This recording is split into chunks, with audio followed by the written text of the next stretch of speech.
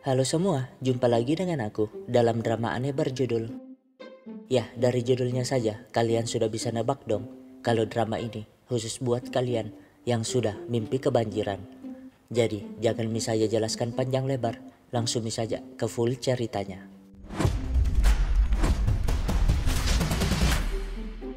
Nah, drama ini diawali dengan dua sosok anak muda yang berbuat dosa, si Samuel dan Wojin. Tapi saat lagi asik-asiknya nih, sialnya, kurir berjalan ke arah sana. Tapi tenang aja, Wojin hanya bercanda. Namun itu dulu, 7 tahun kemudian mereka yang sudah nikah jadi melarat. Apalagi setelah COVID-19, kondisi perekonomian jadi carut marut. Bahkan banyak warga Korsel yang tidak mampu membayar cicilan rumahnya karena suku bunga yang naik drastis.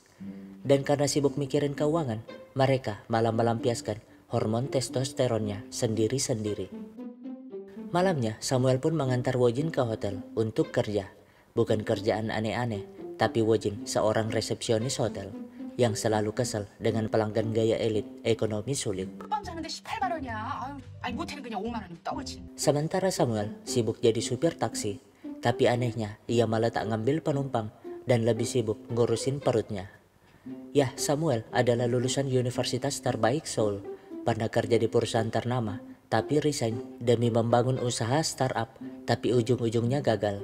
Makanya ia berakhir seperti sekarang, yang sudah malas cari uang receh. Nah, saat lagi malas-malasan nih, penumpangnya malah datang sendiri, memaksa diantar ke perbatasan kota dengan bayaran berkali-kali lipat. Jelas dong, Samuel tidak menolak, segera menancap gasnya meskipun menggerutu. Namun, di tengah jalan, si penumpang minta singgah sejam. Lagi-lagi memberi uang agar Samuel menunggunya. Ya, kalau dibayar mahal sih, Samuel nurut aja. Kapan lagi ia bisa selonjoran tapi dapat cuan. Segera memarkir mobilnya di sana, sampai-sampai tak sadar kalau area itu larangan parkir. Alhasil, ia pun ketiduran dan saat terbangun,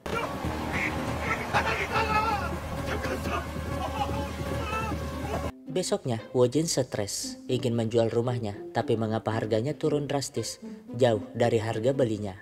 Sementara Samuel berujung apes, mobilnya kini tak dapat diperbaiki lagi, bahkan asuransinya tidak cair karena parkirnya di area terlarang. Membuat Samuel pasrah dan hanya ngambil bayaran semalam. Nah, biar tak kena marah, ia terpaksa bohong kalau mobilnya tuh sedang diservis seminggu, sibuk membuat kimchi untuk diantarkan kepada sahabatnya. Niatnya sih agar dipinjamin duit.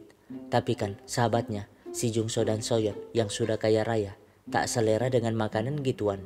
Dan justru pamer dengan kehidupan mereka yang serba ada. Bahkan anaknya nih main saham yang pendapatannya seminggu aja lebih besar dari sebulan gaji si Wojin. Tak hanya itu, Soyeon juga pamer tentang hubungan malamnya yang 5 kali seminggu karena libido suaminya sangat kuat.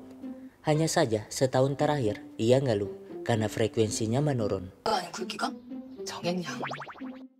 Ya, si Jungso memang selingkuh dan sekarang lagi pusing karena selingkuhannya itu dari tadi tidak ngebalas chatnya.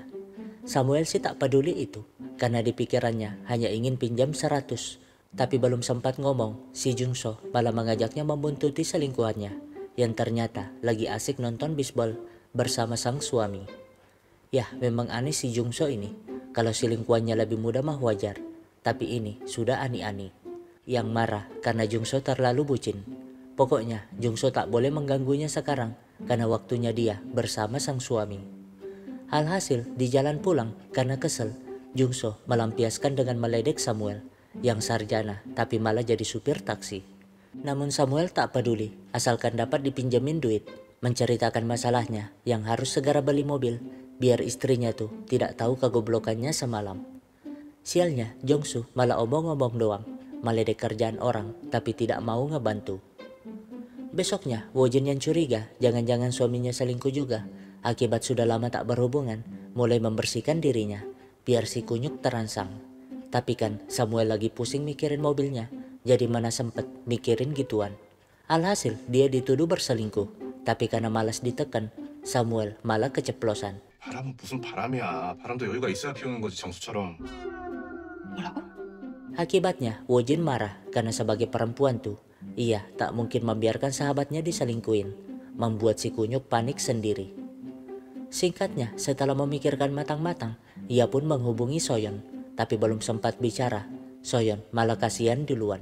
혹시 그거 침수됐다면서요. 그 보험도 안 된다면서요. 어떡해. 네? Ya, rupanya si Jungso juga membocorkan masalah Samuel kepada istrinya. Sementara Samuel dengan polosnya menceritakan keceplosannya itu kepada Jungso, membuat Jungso marah. Tapi daripada rumah tangganya hancur, ia segera ke tempat Wojin, memohon agar perselingkuhannya tidak dibocorkan. Tapi karena Wojin pura-pura tak peduli, ia pun segera mengambil HP-nya, bersedia mentransfer 30 juta won. Jelas dong, Wojin pura-pura jual mahal, biar si buaya nangis-nangis dulu. Barulah ia setuju. Tapi karena itu, Jungso marah kepada Samuel, bahkan memutuskan persahabatan mereka. Namun, Wojin tak peduli. Lagian, orang-orang seperti mereka tuh tak pantas jadi sahabat. Dan yang terpenting, mereka butuh cuan untuk membeli taksi baru, membuat Samuel terkejut. Ternyata si buaya itu membocorkan juga rahasianya. Nah, dengan uang tadi, mereka akhirnya dapat mobil yang jauh lebih bagus dari sebelumnya. Berpikir bagaimana kalau mereka memulai pekerjaan seperti tadi, mencari tukang selingkuh dan mengancamnya. Kan selain dapat cuan, mereka juga dapat membasmi para buaya darat.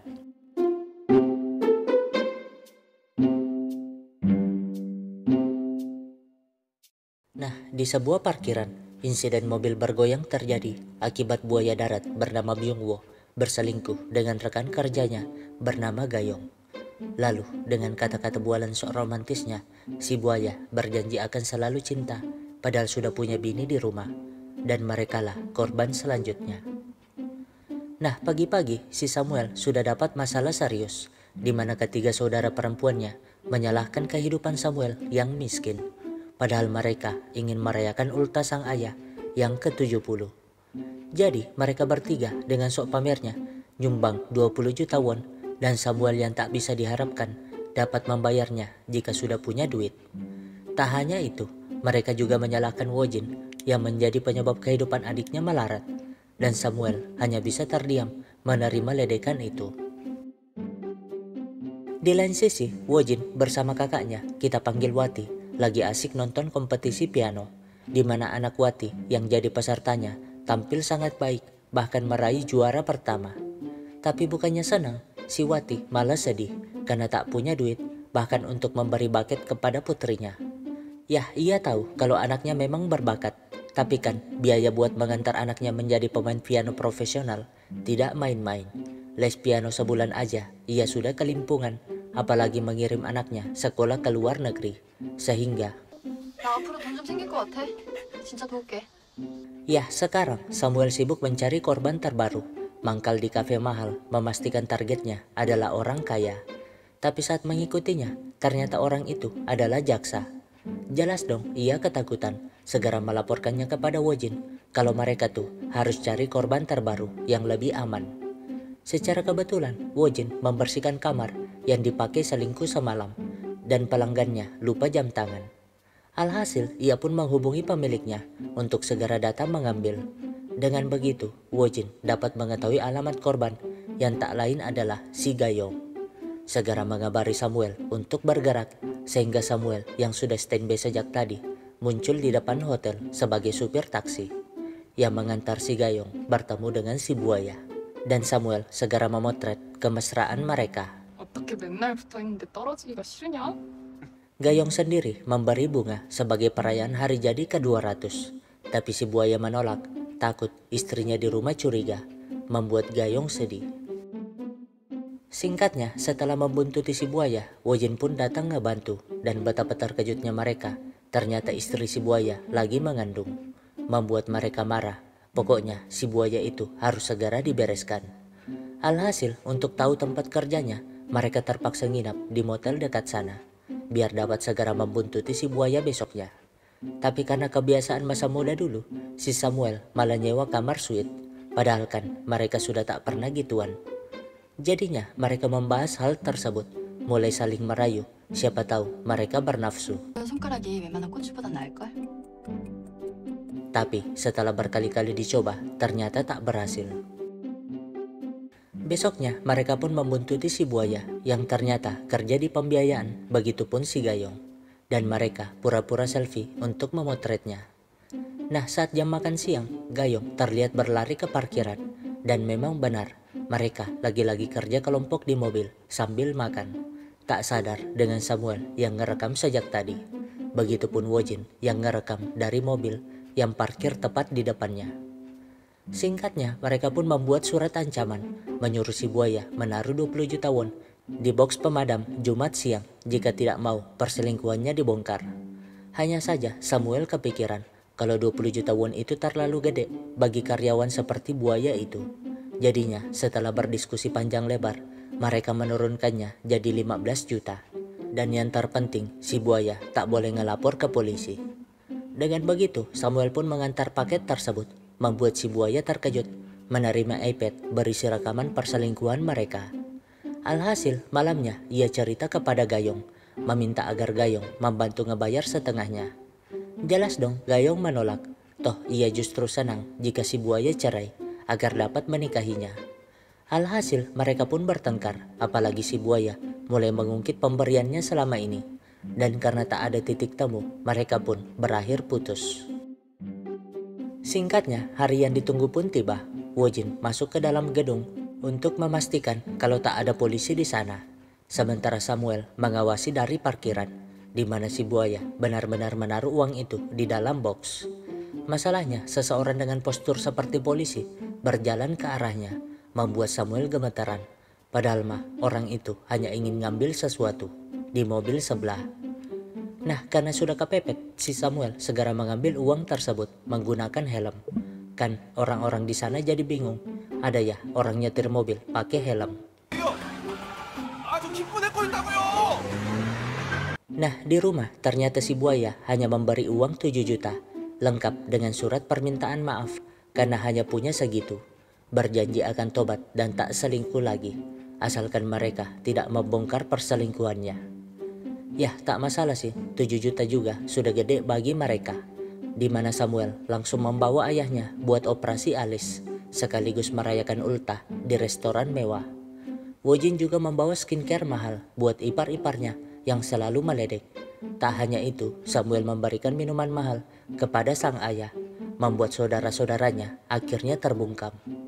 Setelah itu, Wojin memberikan uang kepada kakaknya. Sesuai janjinya kemarin, setidaknya ada satu orang di keluarganya yang benar-benar sukses. 미안해, 진아. 잘 쓸게. Nah, seperti biasa, di awal kasus pasti ada tukang selingkuh yang kerja kelompok. Tapi kali ini pelakunya adalah pria dan wanita tua. Si Kang dan Yong-e masing-masing memiliki pasangan dan entah karena apa mereka berselingkuh. Namun, saking semangatnya ngevakum, rahang si Yong-e malah keseleo. Jelas dong si Kang panik, ingin segera memanggil ambulans, tapi Yong-e menahannya karena ia tidak mau kepergok di hotel yang pasti akan membahayakan kekasihnya, membuat si Kang tambah sayang dan pamit pergi. Di lain sisi, mereka mulai mencari cara bagaimana mengembalikan hasrat agar hubungan mereka langgeng. Bahkan kali ini si Samuel pakai baju militer, begitupun si Wojin pakai baju ABG. Tapi karena persoalan beda pendapat tentang pakaian itulah membuat mereka malah bertengkar. Jadinya seperti biasa, jika Wojin marah pasti minggat dari rumah, segera ke hotel buat nginap, tapi malah bertemu si Kang. Jelas dong melihat gerak-gerik serta barang yang dipakai, Wojin ngerti kalau si Kang ini orang kaya yang berselingkuh. Apalagi tahu ada wanita yang memanggil ambulans di kamar yang dibayar si Kang. Alhasil, besoknya meskipun masih marah nih, si Wojin mengajak Samuel kerja secara profesional. Dan karena duit kemarin sudah hampir habis, Samuel terpaksa setuju. Apalagi tahu kalau calon korbannya orang kaya. Dengan begitu, mereka pun mencari tahu di mana secara kebetulan nama lengkap si Kang ternyata ada di internet sebagai pengusaha batu pahat. Dan setelah datang ke lokasi, memang benar dialah korban yang dimaksud.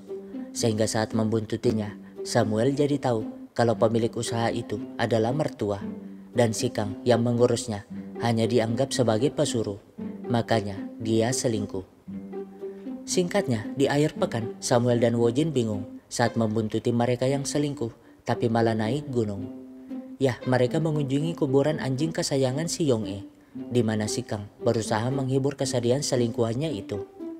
Setelahnya, mereka malah nyebrang buat nginap di hotel tengah laut. Jadinya, Samuel dan Wojin terpaksa bela-belain ke sana demi mendapatkan banyak bukti. Malamnya, hal yang ditunggu-tunggu pun terjadi. Si Kang mulai melancarkan rayuan, dan karena sudah tak tahan, Yong-e melepaskan pengaman rahangnya. Tak peduli mau sakit, yang penting kerinduannya terpuaskan malam ini. Masalahnya, mereka masuk ke kamar. Jadinya, Samuel tak ada pilihan selain nyebrang pakai pelampung. Padahal kan, dia tak tahu berenang. Untungnya sih berhasil sampai di sana. Diam-diam merekam pertempuran ganas itu. Tapi jelas dong, Samuel panik. Terpaksa lompat ke laut dan sembunyi di bawah sana daripada ketahuan. Namun karena terlalu lama di air, ia malah kedinginan. Tapi karena itu mereka akhirnya baikan, saling minta maaf, bahkan mencoba saling merayu. Siapa tahu kali ini berhasil. Benar sih, mereka mulai terpancing. Tapi saat mencoba, mereka malah lupa caranya. Saking lamanya tidak gituan.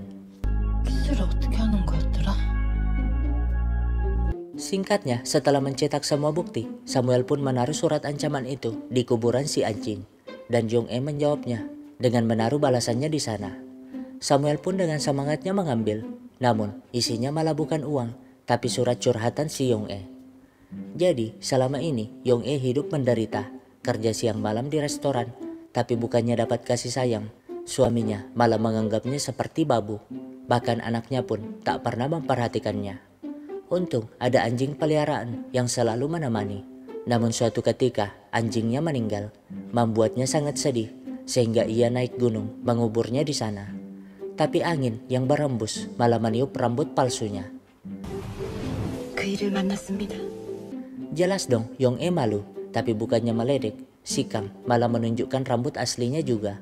Membuat mereka akhirnya saling jatuh cinta karena masing-masing menemukan kasih sayang yang tidak pernah dirasakan selama ini. Jadi, Yong-e tak peduli dengan ancaman itu. Mau dibongkar pun tidak masalah. Alhasil, mereka mengalihkan ancaman kepada si Kang yang menyuruh Samuel datang di rumahnya nanti malam jika ingin uangnya. Jelas dong, Wojin tidak mengizinkan. Takutnya terjadi apa-apa. Tapi Samuel justru yakin kalau si Kang pasti menepati janjinya. Dengan begitu, malamnya ia pun ke sana. Namun, ya rupanya tua-tua begitu, si Kang jago tinju. Bahkan mematahkan gigi si Samuel yang nangis-nangis minta maaf. Jadinya wajahnya bonyok, tapi si Kang tetap mengajaknya minum dan membicarakan masalah uang tersebut. Ya, ia akan memberikan $50.000 itu, tapi dengan syarat Samuel harus tanda tangan kontrak fiktif biar mertuanya tidak curiga. Karena sebenarnya si Kang bukan takut dengan ancaman itu, tapi ingin membuktikan rasa cintanya kepada Yong-e. Nah, melihat Samuel keluar dari sana dengan babak belur, Wojin jelas nangis-nangis. Tapi melihat uangnya sudah ditransfer, mereka sangat senang, tak peduli mau bonyok, asalkan dapat uang dengan mudah.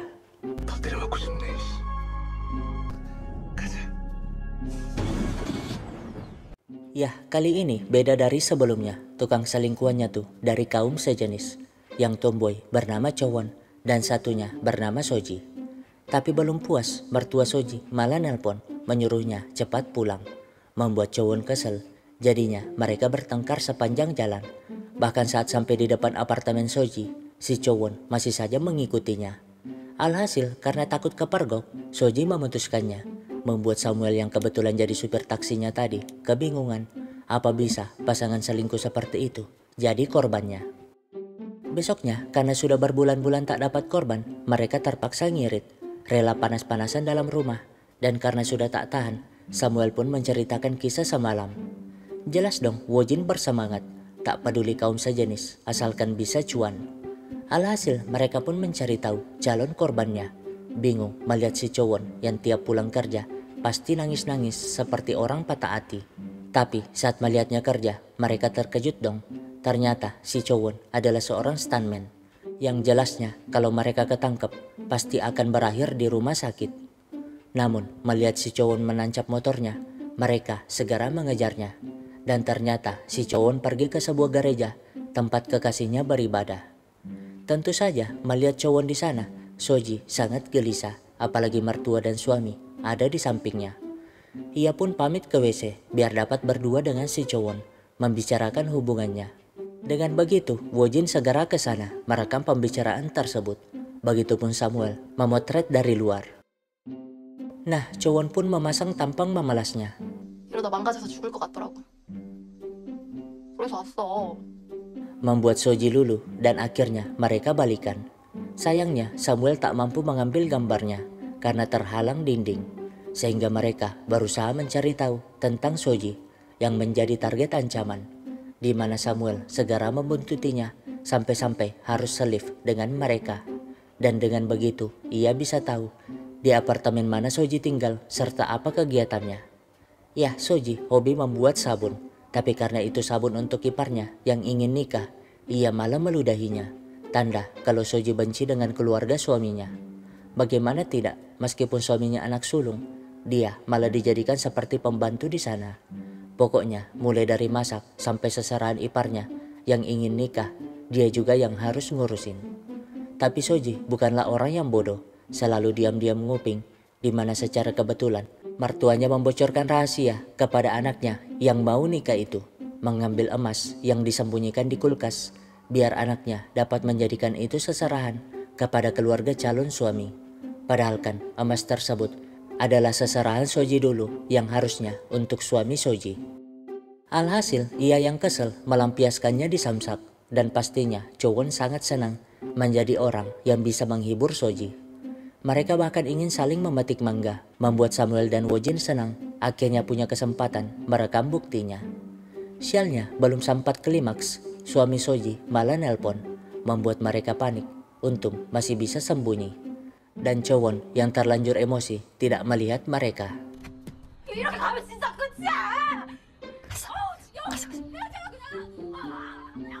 Dengan begitu mereka pun mengirim surat ancaman. Tapi Soji malah mengira itu ulah si Chowon, segera menemuinya. 장난이지? 너인지 아닌지 확인하려고 온 거야. Jelas dong dituduh seperti itu, Chowon tak terima, apalagi Soji menjadikan itu alasan untuk putus. Jadinya Chowon berjanji akan membuktikan kalau orang yang ngirim ancaman tersebut bukanlah dirinya. Singkatnya, untuk memenuhi ancamannya, Soji pun membuat imitasi emas dari sabun angsa. Lalu saat mertuanya mengundang teman-teman gereja di rumah, ia pun diam-diam menukarnya, lalu segera menaruhnya di motor, sesuai pesan ancamannya. Alhasil setelah Soji pergi, Samuel dan Wojin segera mengambilnya. Senang mengira misi kali ini sangat mudah, padahal kan Chowon sejak tadi mengejar. Menyadari itu, mereka jelas panik, terpaksa masuk gang, lalu beruntung mereka tak kenapa-kenapa, segera masuk ke mobil dan kabur dari sebelah. Nah, Wojin pun memancing si Chowon sehingga Samuel dapat mengambil motornya. Tapi melihat Wojin hampir terkejar, ia pun segera mengalihkan perhatian Chowon, memperlihatkan kalau tas itu ada di tangannya. Jelas dong Chowon mengejarnya, membuat Samuel sangat panik sampai-sampai tak melihat mobil di depannya.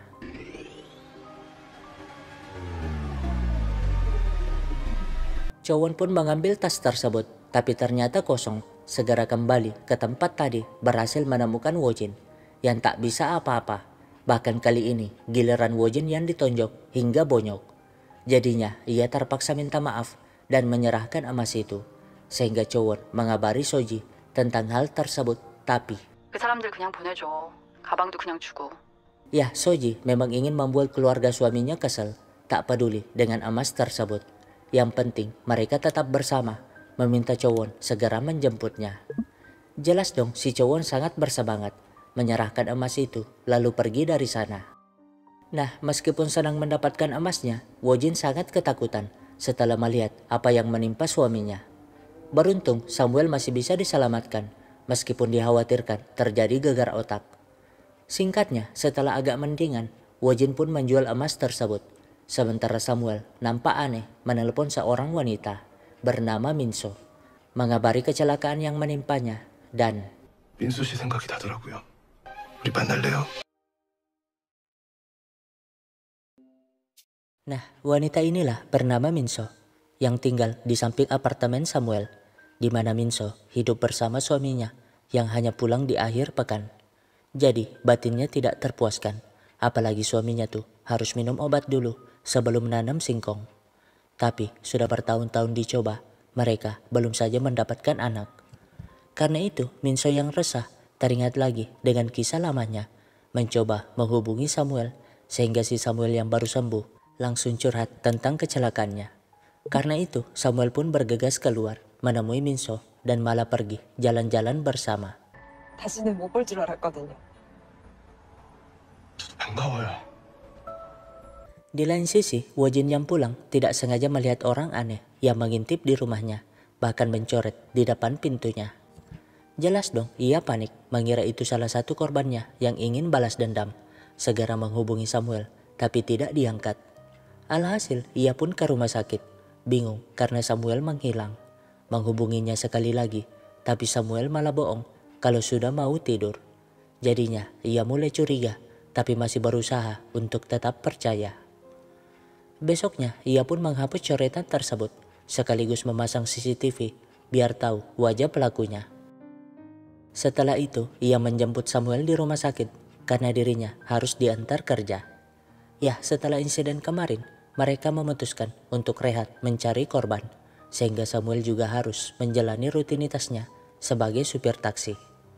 Namun tak berapa lama, Wojin melihat hal yang aneh di CCTV, di mana seorang wanita senyum-senyum mengetuk pintu rumahnya, dan Samuel yang keluar malah pergi bersamanya.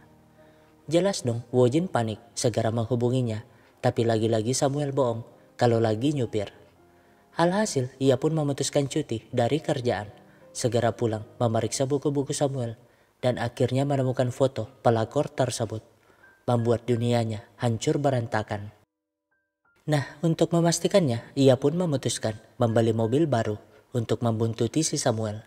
Teringat saat dulu Samuel menyatakan cintanya, membuat hari-harinya menjadi sangat indah setelah berkali-kali disakiti mantannya. Makanya ia sekarang bertanya-tanya mengapa pria yang dulu sangat perhatian itu dan penurut kepadanya jadi selingkuh. Tapi setelah berjam-jam membuntuti, Samuel tidak bertemu seorang pun, bahkan nyantai aja di bawah jembatan tanpa ngambil penumpang. Tapi bagaimana Samuel mengenal wanita tersebut? Ya, kisahnya dimulai setahun yang lalu saat dia asik cuci mobil. Secara kebetulan, Minso yang juga cuci mobil di sampingnya kehabisan sabun, terpaksa minjem punyanya. Dan karena tak enak dikasih gratis, Minso pun membantu Samuel mengeringkan mobil. Nah, pertemuan kedua saat Samuel ingin masuk rumah, Minso keluar dari rumah, baru tahu kalau mereka tetanggaan. Jadinya, Minso mulai memberi berbagai macam bingkisan, mulai dari bir sampai semangka. Alhasil, karena sering bertemu, mereka pun jadi tambah akrab. Apalagi suami Minso hanya sekali seminggu di rumah. Begitupun istri Samuel, sibuk kerja dari siang hingga malam. Tak sampai di situ, mereka bahkan saling membantu untuk membersihkan rumah, membuat perasaan mereka saling bertumbuh. Apalagi terkadang pantat mereka saling ketemu.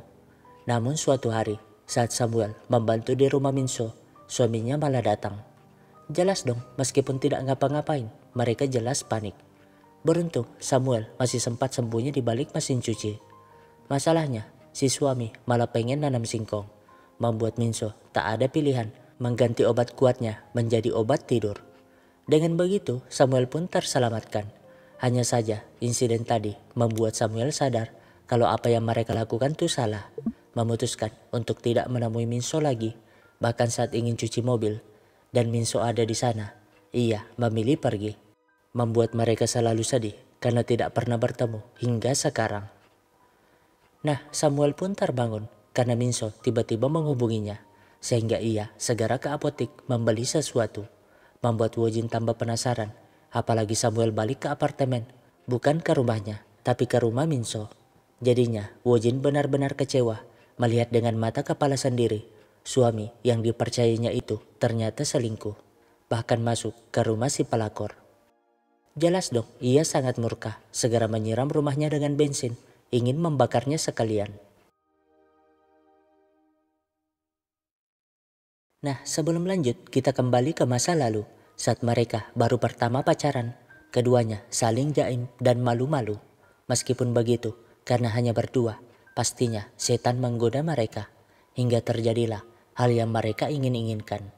Tapi setelah 3 tahun menikah, Otong si Samuel mulai bosan bersarang di tempat yang sama. Karena itu, Wojin berbenah diri, bela-belain beli gaun cantik biar Samuel tertarik. Namun setelah dicoba, ternyata tidak mempan. Membuat Wojin mulai kecewa, menganggap kalau Samuel tuh tidak cinta lagi kepadanya. Jelas dong Samuel membela diri, alasan kalau itunya lemas karena pengaruh obat anti rontok. Tapi Wojin tetap tak terima dan seperti biasa, Wojin yang ngambek minggat dari rumah. Nah, kembali ke sekarang, Wojin tersadar akan tingkah gilanya. Tak jadi membakarnya, tapi ia tiba-tiba punya ide cemerlang, di mana besoknya ia membuat surat pengancaman dan menaruh di kotak surat Minso. Ia menjadikan Minso sebagai korban perasannya, mengancam akan membocorkan perselingkuhan tersebut kepada suami Minso jika tidak memberikannya uang. Alhasil, Minso yang ketakutan langsung menaruh uang tersebut, sehingga Wojin dapat mengambilnya dengan sangat mudah. Ia pun pulang sengaja menunjukkan tas tersebut kepada Samuel, menjelaskan kalau ia baru saja mendapat mangsa empuk, yaitu tetangga wanita yang berselingkuh dengan seorang supir taksi miskin. Jelas dong Samuel tersinggung. 바로 옆집이잖아, 이 씹새끼야! 너 아무래도 안 되겠다. Ya, itulah yang ditunggu-tunggu si Wojin. Yang jelasnya kalau isi tas tersebut adalah uang, berarti Samuel benar-benar selingkuh. Dan saat dibuka, isinya memang uang. Membuat Wojin sangat sakit hati, tapi Samuel malah mengelak. Alhasil mereka bertengkar, namun 2년 전에 너 가출했던 날 ya Samuel akhirnya membongkar bahwa ia melihat apa yang dilakukan Wojin 2 tahun yang lalu. Jadi saat gagal bercocok tanam waktu itu, Wojin sangat kecewa, segera mengganti bajunya dan pergi dari rumah. Tapi karena masih gelisah akibat batinnya tidak terpuaskan, ia pun mencari pelampiasan, memeriksa nomor para mantannya, dan akhirnya menemukan satu mantan bajingan yang sangat cocok, di mana mantannya itu mengajaknya ke hotel. Awalnya ia masih mikir, tapi ujung-ujungnya ia malah ke sana juga, sok-sok hanya ingin bercerita, tapi saat digoda, ia malah terpancing. 나 너한테 감정 없다. Masalahnya, Samuel yang khawatir sejak tadi mengikutinya, bahkan menunggunya di depan hotel selama sejam. Membuat Samuel sangat kecewa mengapa bininya tega melakukan itu. Tapi demi keberlangsungan pernikahannya, ia pura-pura bodoh waktu itu. Namun sekarang, tak ada yang perlu disembunyikan lagi. Menyuruh Wojin ngaku aja. Alhasil, Wojin pun minta maaf. Ngaku melakukannya sekali dengan mantannya itu. Tapi seperti biasa, wanita tidak mau disalahkan. Apalagi Samuel jelas-jelas tertangkap basah berselingkuh dengan tetangga. Namun Samuel tetap tidak mengaku. Bercerita kalau mereka hanyalah teman yang saling bantu bersih-bersih. Dan semalam ia hanya membelikan obat buat Minso dan menjaganya hingga tertidur. Intinya tak terjadi apa-apa karena Samuel menjaga pernikahan mereka. Tapi karena Wojin masih saja marah, ia yang kesel akhirnya ngaku kalau memang ia punya perasaan kepada Minso karena 10분에 한 번씩 변하는 네 기분 맞춘다고 나 막 조마조마 안절부절 막와막 심증 걸릴 것 같아. ya pokoknya mereka akhirnya saling mengungkap keresahan selama ini. Bahkan gelut karena Samuel ingin mengembalikan uang tersebut, di mana Samuel yang berhasil mendapatkannya segera kabur dengan taksinya. Jelas dong Wojin tidak membiarkannya. Ya, Wojin bahkan memukul pintu mobil Samuel, lalu mengambil tas tersebut. Dan karena sudah sangat marah, ia malah menghamburkan uang itu di jalan. Membuat orang-orang di sana sangat senang karena dapat bansos gratis dari pertengkaran suami istri yang akhirnya cerai ini. Singkatnya, apartemen mereka pun terjual. Namun saat itu, orang aneh tersebut lagi-lagi muncul. Tapi tahu kalau pemilik aslinya pindah, ia tidak jadi mencoret pintunya. Ya, rupanya orang itu adalah tukang galon. Kesal karena Samuel dan Wojin selalu memesan air galon yang banyak, sehingga ayahnya setengah mati ngangkat air sampai ke atas sana. Tapi itu tak penting, karena Samuel kini kembali ke kampung, membantu perkebunan stroberi ayahnya. Nah, tahu kalau apartemennya laku, mereka akhirnya bertemu lagi, di mana Wojin mengajaknya makan. Tapi tiba-tiba ia meminta Samuel tidak menatapnya dan hanya mendengarkannya. Ya, setelah pisah, Wojin benar-benar menyesal dalam menyia-nyiakan pria sebaik Samuel, mengingat bagaimana bahagianya mereka saat membeli apartemen tersebut, bisa punya rumah dan tinggal bersama untuk pertama kalinya, di mana selama ini Wojin berpikir bahwa dirinya yang selalu ada di samping Samuel sudah cukup membahagiakannya. Tapi nyatanya salah. Samuel selalu kesepian karena sikapnya yang egois. 우리가 이렇게 된 거 내 잘못이야. Seketika hal itu membuat Samuel nangis juga, minta maaf atas kesalahannya selama ini. Tapi mau diapa, kisah yang mereka perjuangkan sudah jadi nasi basi. Dan satu-satunya jalan, mereka harus saling merelakan. Singkatnya, malam Natal pun tiba, di mana Wojin memutuskan tinggal sendiri. Namun tiba-tiba Samuel muncul, memberikannya stroberi. Dan seperti biasa, Samuel selalu membersihkan apa yang diberantakin si Wojin.